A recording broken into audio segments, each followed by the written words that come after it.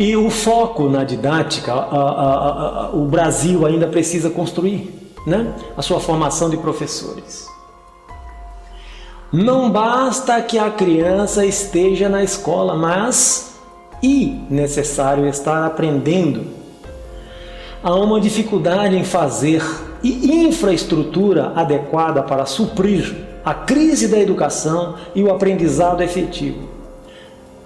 Bom saber que podemos levar menos anos se fizermos alguma coisa já, todos, e investir rápido na educação, principalmente na formação de professores. Coreia do Sul, Japão e Peru são países que avançaram substancialmente em relação à educação. Sérgio Teles. O Brasil melhorará somente em 2 séculos e meio? Será?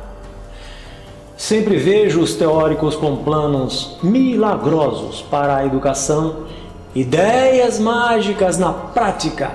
Vemos o ensino no Brasil cada vez mais sendo deteriorado e, ao que parece, a sociedade ajudando nisso aí. Haja vista, estão embrutecidas e nem se dão conta.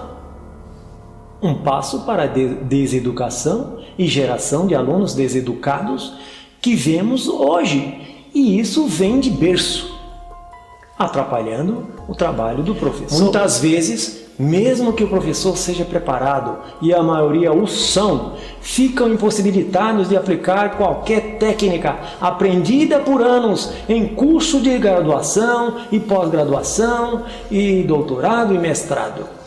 Chega a interpretar ao contrário do que o professor tenta transmitir em sala de aula. Impossibilitados de pensar, muitas vezes, o professor se recolhe, guarda seu conhecimento e segue como tudo fosse normal e espera dias melhores para poder ensinar.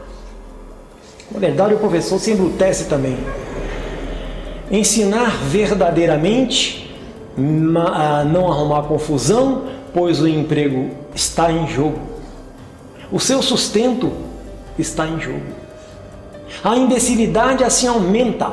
Parece mesmo uma coisa diabolicamente planejada, uma estratégia de poder, de domínio dos burros.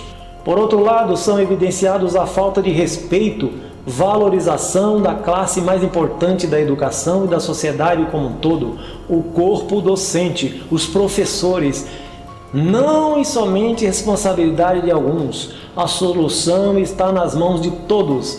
A desvalorização do ensino das escolas, escola pública, vem vindo em crescente estatística. Ao longo dos anos, a solução unilateral não conseguirá resolver efetivamente as mazelas de anos. Professores às vezes dão aula em 2, 3 ou 4 escolas para conseguir se manter. Difícil é manter a qualidade. Será algo intencional para embrutecer as pessoas? Utilizo aqui as palavras do Marquês do Condorcet, filósofo e matemático, em sua ideia apresentada há mais de 200 anos. A instrução é um meio de tornar real a igualdade de direitos. É inútil proclamar a igualdade quando a ignorância mantém um homem na dependência do saber dos outros. Ou seja, a educação é fundamental para desimbecilizar as pessoas, ou como falava o Darcy Ribeiro, desasnização do ser, para que possam entender e participar do mundo em que vivem, entender as informações que recebem, interpretá-las adequadamente, buscar informações e saber filtrá-las.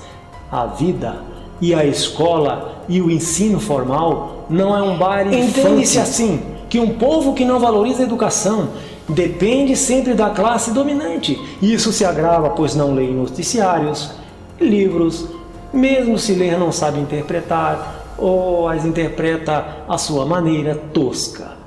Não cria o hábito, dá nisso. Educação formal serve principalmente para que o sujeito possa interpretar e entender aquilo que possa ser dito pelos representantes religiosos, políticos, entender as propostas governamentais, as leis No mínimo saber por onde vai, tomar um ônibus em seu destino de volta para sua casa. Importante salientar que se o sujeito é imbecilizado, ele nem compreenderá quem é ele próprio e circulará pelo mundo como um zumbi consumidor, um escravo moderno. Não saberá que país vive, sua história, suas riquezas culturais, naturais e históricas. Digamos que se queira retirar a Amazônia de nossas mãos, onde há muita riqueza. É atual assunto, né? Riquezas naturais, culturais, históricas que geram divisas para a sociedade brasileira, para nós, o povo brasileiro como um todo. Até princípio ativo para a cura de algumas doenças, câncer, por exemplo, tem lá naquela floresta, aquelas em que muitos transformam em comprimidos e vendem a peso de ouro em milhares de farmácias que não param de crescer e multiplicar pelo país. Sem contar minerais que nos tornam líderes mundiais em riquezas únicas, como o nióbio, e que são utilizadas em equipamentos de informática, eletrodomésticos, automóveis, indústria em geral, e por aí vai, não para de crescer. Um sujeito imbecilizado pouco lutará em resistir para que a Amazônia, que ele não conhece e nem valoriza, porque não conhece geografia, não conhece história, não sabe das coisas que passam ao seu redor, não sabe nem se a Amazônia pertence ao Brasil ou a ele mesmo, né? E que ela seja retirada de seu país será fácil, né? E nos tornará dependentes e escravizados de outros povos para sempre. Vejo muitos já imbecilizados dizer que era bom que determinado país tomasse logo a Venezuela e dominasse depois o Brasil. Não sabe ele que morrerá, pois o invasor, isso é histórico, escraviza ou assassina sem dó e sem piedade aquele que não é o seu povo.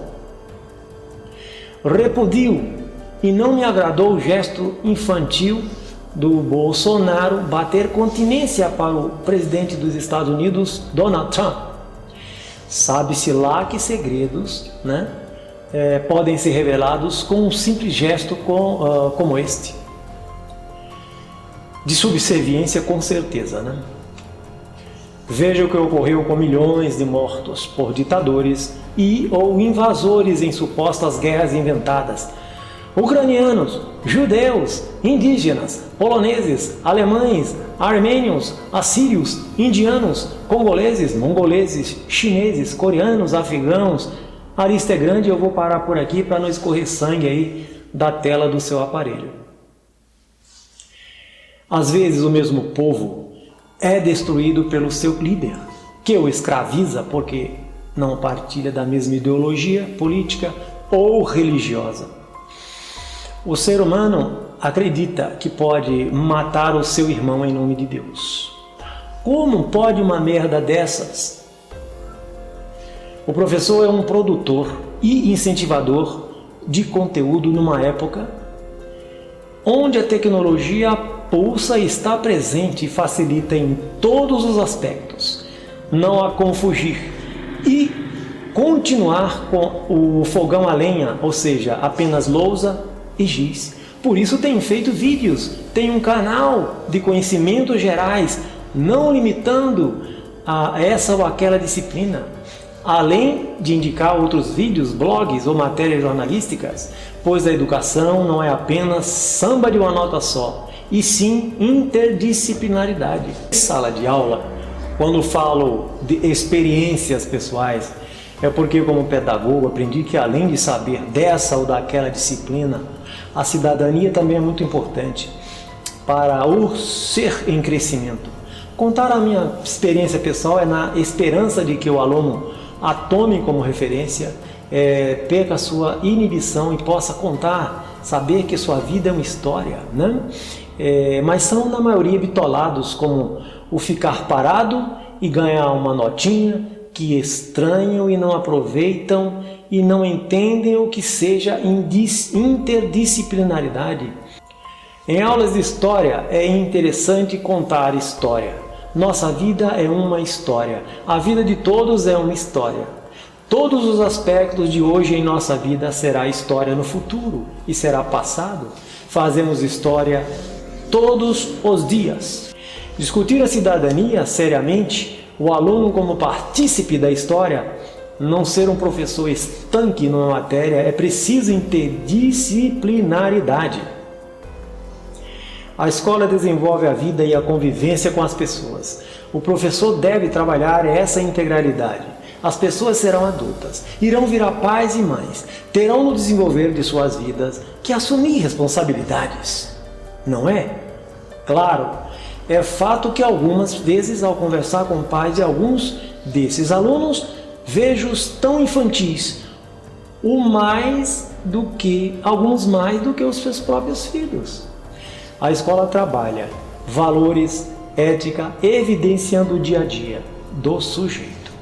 Não se pode falar em integração e cidadania com gente analfabeta, embrutecida,